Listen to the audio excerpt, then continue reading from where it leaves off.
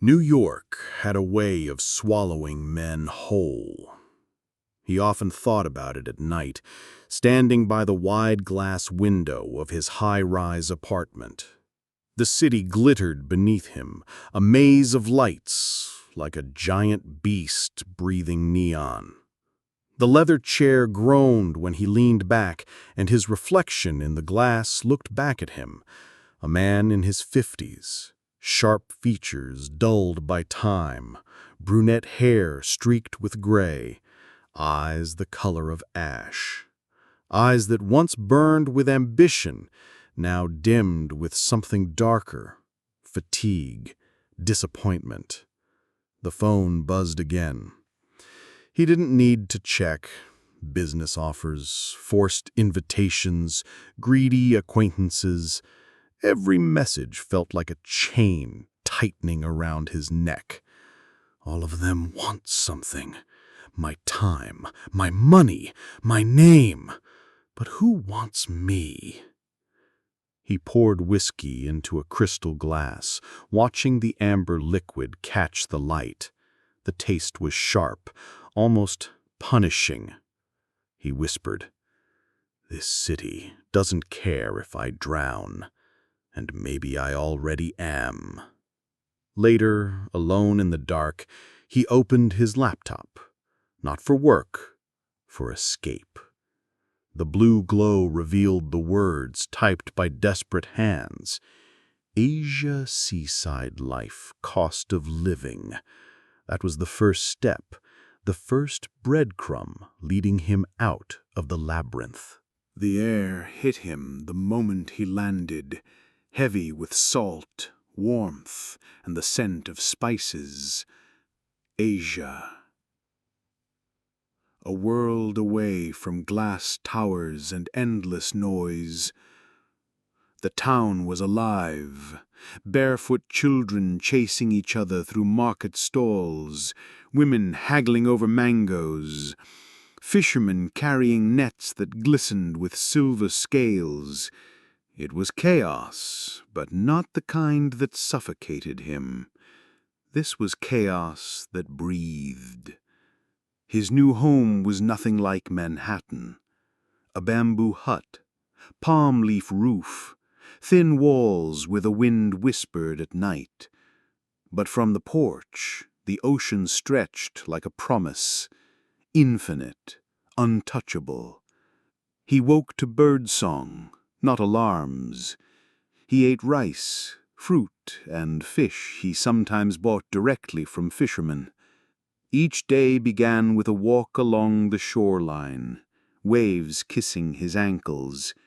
Each evening ended with him listening to the murmur of water, the stars brighter than any New York skyline. But paradise has a way of hiding its shadows.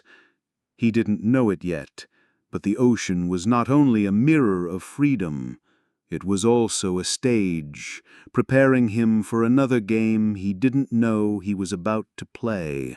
The evening sun bled into the horizon when he saw her. She was sitting on the sand, knees drawn to her chest, hair black as midnight, glowing red in the last light.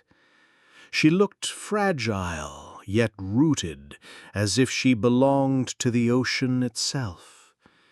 He hesitated. Something about her posture made her seem untouchable, almost sacred. Yet loneliness is a cruel master. He stepped closer. "Good evening." She looked up, her eyes soft, questioning. "Good evening, sir. You walk here every day, don't you?" Her voice was calm, melodic, like water over stones. The next day he saw her again, then again. Conversations grew from polite nods into shared laughter. Her name was Alia. She worked at a cafe, earned little, and cared for her younger sister. She spoke not with bitterness, but with quiet strength. She doesn't ask about my past, doesn't ask about money. She just sees me, he thought. For the first time in years, he felt human again. But every detective knows strangers who appear too perfect often carry secrets. Weeks slipped into months, their lives intertwined. Dinners of street food beneath paper lanterns, shared swims under moonlight, stolen kisses in the rain. One evening she tilted her head, studying him. "You always look so calm, like the world can't touch you." He smiled bitterly. "Maybe I've just learned how to hide when it does." At night, lying awake in the bamboo hut, he argued with himself. "This is too sudden, too perfect, but maybe this is the second chance I thought I'd never get.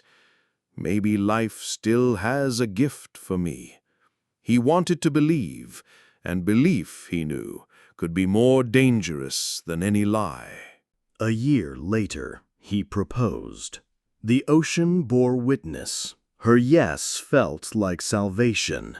The wedding was modest. Flowers from the market, fishermen as guests, the tide rising gently behind them. It was simple, but in his heart it was more real than any luxury banquet in Manhattan. But the guilt gnawed at him. One evening, staring at her across candlelight, he confessed, "I need you to know I'm not who I've pretended to be. I had a business in New York. I am, a millionaire." Her face was unreadable for a long moment. Then she reached for him, whispering, "That doesn't change anything. I love you." Tears blurred his vision. He believed her. But belief is the first step into a trap. At first, life went on unchanged, or so he thought. But shadows don't stay hidden forever. Her eyes, once soft, began to grow colder. Her laughter, once light, grew mechanical. She answered phone calls in whispers, stepping outside so he couldn't hear, but he heard enough. "Yes, my love, he trusts me. He knows nothing." The words stabbed deeper than any knife. His hands shook, but he never confronted her. Part of him still clung to hope, the other part already mourning. When the papers came, divorce, settlement, division of assets, he didn't fight. He signed. Half his fortune gone, just like that. In the courtroom, his voice cracked as he whispered, "You said you loved me." She didn't answer. She didn't need to. Her silence was the final blow. New York welcomed him back with its usual roar. Yellow cabs honked, glass towers loomed. The city pulsed with the same relentless rhythm. But he was no longer the same man. He had been a king, then a fool, a lover, then a victim. And now he was just a man stripped bare. Standing once again before his apartment window, he looked at the skyline. It glowed as it always had, but tonight he saw it differently. Money, love, betrayal, they all fade. But the one thing no one can take is me. My scars, my lessons, my will to keep walking. And for the first time in years, his whisper didn't tremble. I am still alive. And maybe, just maybe, everything is still ahead.